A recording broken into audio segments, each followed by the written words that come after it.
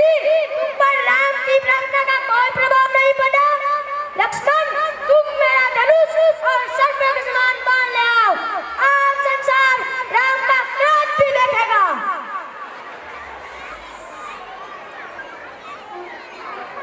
जो आज्ञा भैया, यदि यह कार्य किसी क्षण कर लेते तो हमारे 3 दिन व्यर्थ न जाते। अब एक क्षण भी व्यर्थ नहीं जाएगा।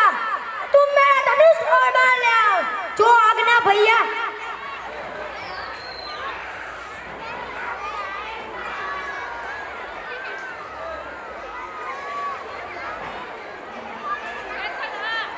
समस्त देवी देवता और यहाँ के सभी निराचल जीव इस बात का साक्षी है कि मेरे पास समस्त समुद्र को सुखा देने की शक्ति होते हुए भी वरुण देवता का मान रखने के लिए पूर्ण विनय और सच्चे हृदय से वरुण समुद्र की पूजा की है और मेरा सेना सहित पार उस पार जाने के लिए सहायता मांगी है।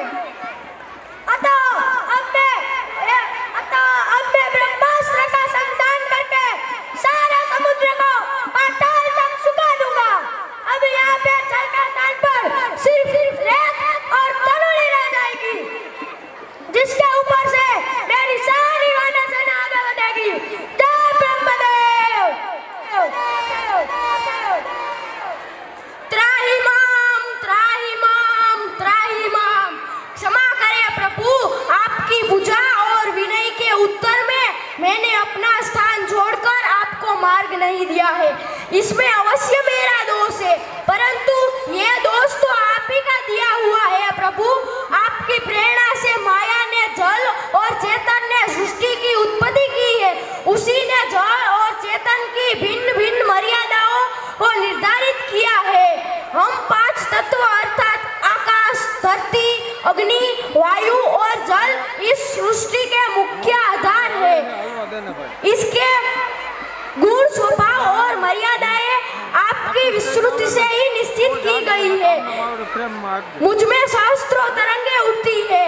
यदि आप पहले से पहले ही प्रलय लाना चाहते हैं तो आपको अधिकार है, अन्यथा इस ब्रह्मास्त्र से मेरी रक्षा कीजिए। मैं प्रसन्न हुआ, परंतु हमारी वानर सेना भी उस पार जा सके, इसका उपाय बताओ। इसका उपाय तो बहुत सरल है प्रभु। आपके सेनापतियों में नल, नील नाम के 2 भाई बाल्यकाल में बहुत शरारती थे। वे ऋषियों का सामान उठाकर नदी में फेंक आते थे।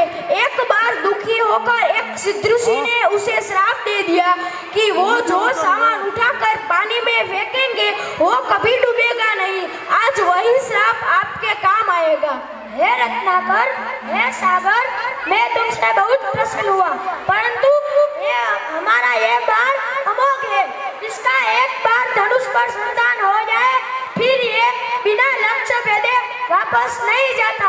इसीलिए मैं ये बाण किस दिशा में और किस पर छोड़ूं ये बताओ।